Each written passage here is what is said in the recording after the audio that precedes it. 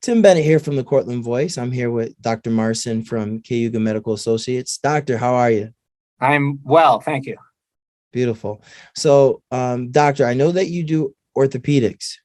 To the community, explain what that is and like what services you provide.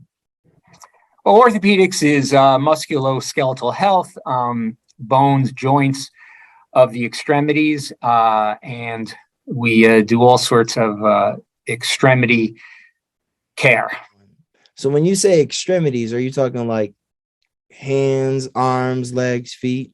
Like what do you mean? Right. Shoulders, elbows, wrists, hands, hips, knees, ankles, and feet. Okay. So who do you normally see? Is it like anybody? Are you more like for athletes or every day? Well, Like who do you normally see? my training was in a revision joint replacement, but as I went on with my career and joined Cayuga, I actually run the office in Cortland, and we see general orthopedics of all types, and we initiate care. A lot of times go through a full sequence of care depending on the problem, and then we can refer through to even surgical interventions. Gotcha. Well, that's the beautiful thing about, Cayuga Medical Associates and Cayuga Health. You have so many different providers that, people can get whatever they need in-house. So explain, I know that I had heard something about, obviously someone might get the surgery, they do physical therapy, but I heard that, you a lot of times speak with people about what happens after that. Tell me about that. Tell our community about that.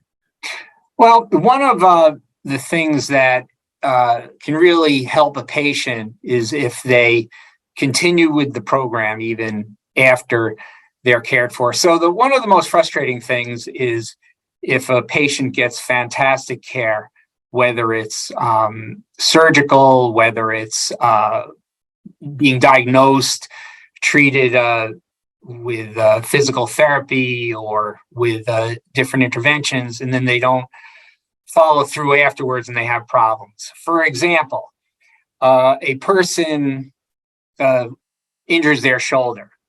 They get a workup with plain x-rays, an MRI, they have a rotator cuff tear, they try non-operative measures with injections and with physical therapy, and they get a little better, but not better enough. So then they have surgery. They get a rotator cuff repair. They do very well after the healing process. They go to physical therapy, and then now they're getting back to their activities.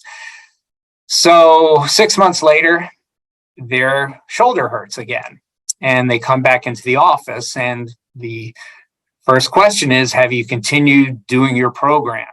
And many times the answer is no. So the issue that I like to tell people is it's really unfortunate if people stop doing their activities or stop playing a sport because they don't continue on with the program.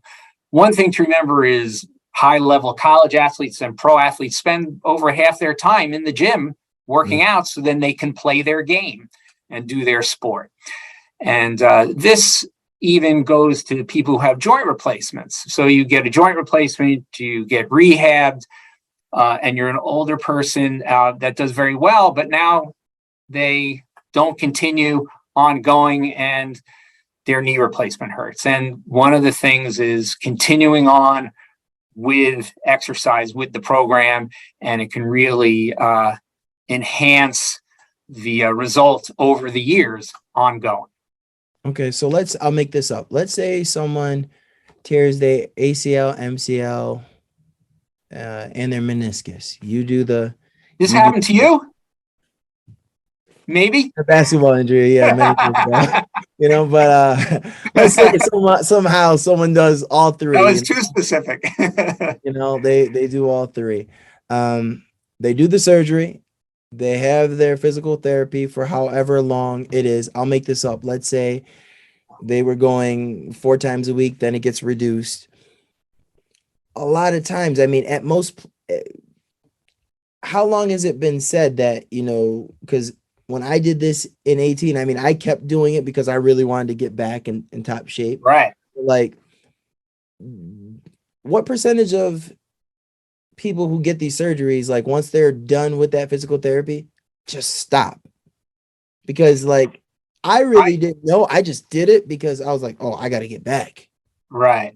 Well, I don't really have a percentage. However, I can tell you that there are people who get a very good result Mm-hmm. and they stop doing their workouts, and then they stop playing their sport, which is too bad.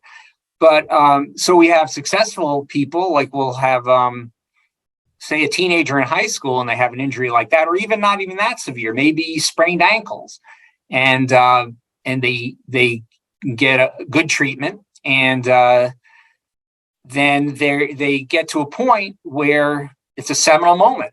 Do I do the work so I can continue participating, even if it's just recreationally or even more seriously, or do I quit? And I hate it when I see people quit, because if they just put in the work, it may even be 10, 15 minutes a day of an exercise for whatever your body part is that was the problem. And then you can keep going for a lifelong. And so it's sort of a lifelong way of life. And that's a great thing for people to understand, that it just doesn't stop.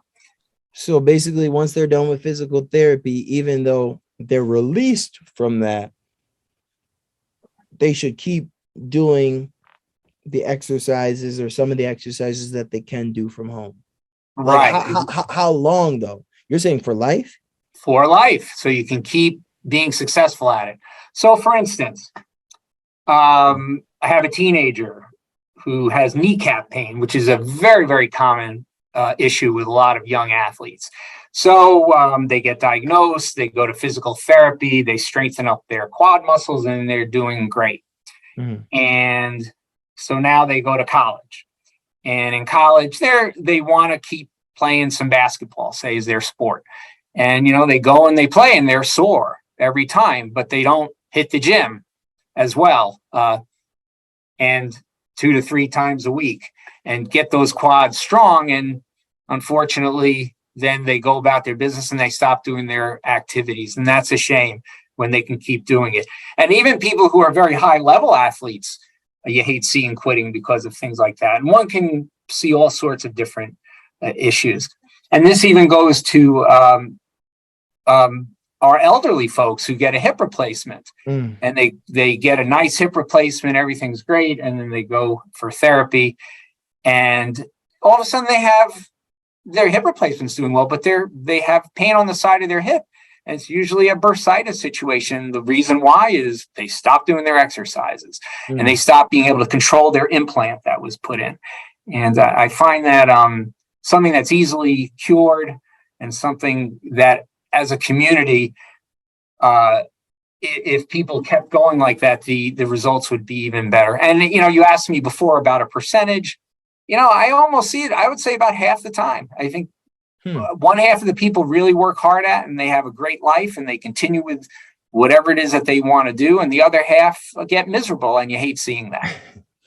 Gotcha. Well, I thank you for, sharing that. Is there any other things about, I don't know, like, is there a term for this? Is it like preventative maintenance, or? That's probably a good term. I've heard of that term. Yeah. I've heard of that term. Yeah, for other things. That's probably accurate. So, and then, and one thing I should mention about the Cortland facility itself is we have for our general orthopedics, we have regular hours where people should definitely call, make appointments. We do have what we call immediate care, and this is self-directed for patients. If something is bothering them or something does happen with a minor injury and they want to be seen, we do have afternoon hours where they can have be seen same day, and we work. It's always good to call and have an appointment, but we certainly are available for what we call immediate care, same day appointments. So they can come right to you. They don't have to go to urgent care, which is right, like basically next door, and then come to you, or they should get that referral. No, if they've seen their medical doctors or if they've been to urgent care already, it's good to make an appointment with us because then they can have a set appointment and not wait. We're pretty good about getting people seen, but with our immediate care in the afternoons, people, if say you had a mild injury the day before and it's still bothering you and you want to come in the afternoon, that's what we're here for. So you could just come on in a same day walk-in. Oh wow. That's amazing. I never knew it was like that. So I mean that's great to know. There you go. Any closing words for the community? No, it's been very good serving the community, and we're pretty busy getting people set up with their care, and we do have full service orthopedic care with a whole bunch of specialists in all the subspecialties, including foot and ankle, sports, hands, joint replacement, and so we have it all covered. Well, Dr. Marson, thank you very much for speaking with me and letting me know about everything from orthopedics to preventative maintenance. Preventative maintenance. There you go. Thank you for educating us, and to everyone watching, thank you for choosing the Cortland Voice. God bless. Thank you, Tim.